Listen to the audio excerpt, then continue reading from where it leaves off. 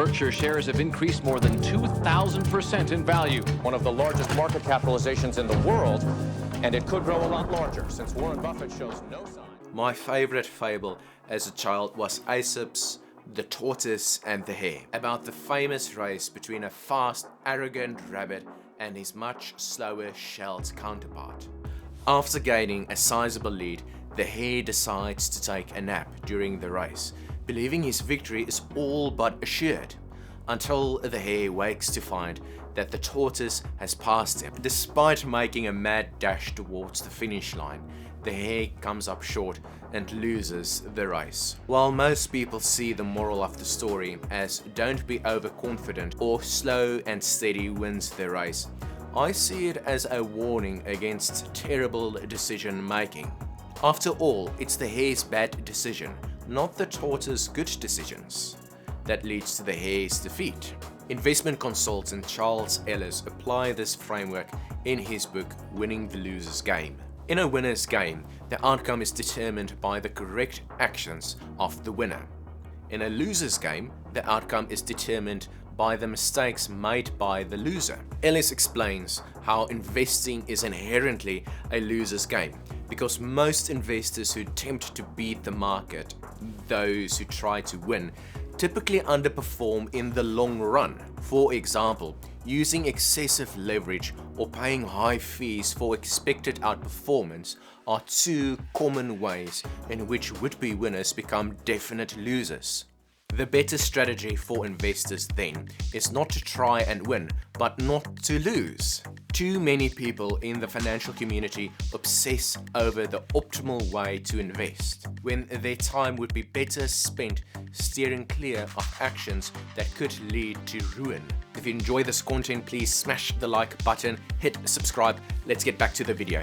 Warren Buffett said it best in his Berkshire Hathaway letter to shareholders in 2005. Over the years, a number of very smart people have learned the hard way that a long string of impressive numbers multiplied by a single zero always equals zero. The warning from Ellis and Buffett alike is crystal clear. Avoid the zeros. Avoid them at all costs. Why? Because the zeros are those things that can set you back years or decades in an instant. In the investment world, the zeros are typically variables associated with high costs. So fees, taxes, extravagant spending, etc. All these things, if not managed properly, can wreak havoc on your finances. So how do you avoid the zeros? To start, let's illustrate how this approach would work through a simulation. Imagine you have a choice between two assets to invest in. Asset A returns 4% in 99% of the periods and negative 96% in 1% of the periods. Asset B returns 1% in all periods. Given these two options, which asset would you prefer to invest in? If you had to invest for only one period, most of you would likely pick asset A because odds are you'll land a 4% return. But what if you had to invest for 100 periods or 1000 periods? To test the outcome of these scenarios, I ran 1000 simulations for each asset, and please smash the like button for those 1000 simulations, with the assumption that you invested $1 into each. Here are the results for the median simulation across the first 50 periods. As you can see, asset A completely dominates asset B because a majority of the simulations have not experienced their 96% loss yet. But if we extend the simulation out to the first 100 periods, you will notice the results aren't quite the same.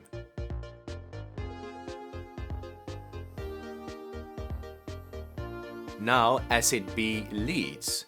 Asset A, starting around the 70th period, as more than half of the simulations, including the median simulation, have experienced their 96% loss. But what happens if we keep going? At 1000 periods, one of the assets begin to permanently pull away from the other. Why does this happen? While asset A has a higher return than asset B in most periods, i.e. 4% is bigger than 1%, asset A also has catastrophic returns in some periods that it cannot make up for in the long run. Put another way, asset B performs better because it avoids the zeros, the large infrequent losses, unlike asset A. You might be wondering how it's possible that asset A underperforms asset B for the majority of the simulations despite having a higher expected return. While this is true in the median simulation, this is not necessarily true if we take the average across all simulations. When we take the average, asset A easily outperforms asset B, since a smaller number of simulations of asset A experienced few, if any, 96% losses across 1000 periods. Those few lucky simulations would completely skew the average in favor of asset A over asset B. Just look at how ridiculous the result become when using the average outcome across all simulations for the first 1000 periods.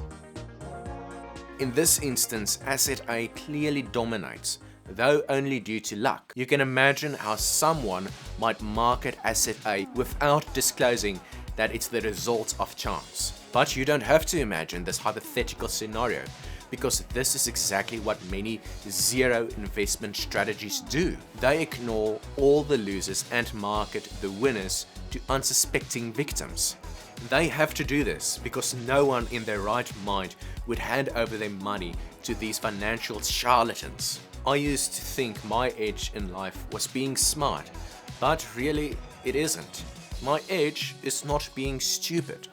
There's a big difference. Case in point, Myron Scholes, the Nobel Prize winning economist, is far smarter than I am, yet I have the better performing investment record. Anyone who knows about Scholes' magnificent losses with long-term capital management, LTCM, can attest to this. How is it possible that a Nobel laureate can have a worse investment record than a typical investor like me? Well, it turns out that the Nobel Prize winner played a stupid game. In the case of Myron Scholes and LTCM, that stupid game was called leverage. How do I know it was stupid? Because if Warren Buffett only levered 1.6 to 1 throughout his career, why would you ever go beyond this limit, let alone 50 times over it, as LTCM often did? As the saying goes, play stupid games, win stupid prizes. So don't play. Thank you for watching this video. If you enjoyed the content, please smash the like button, hit subscribe. I will see you in a couple of days. Be outstanding.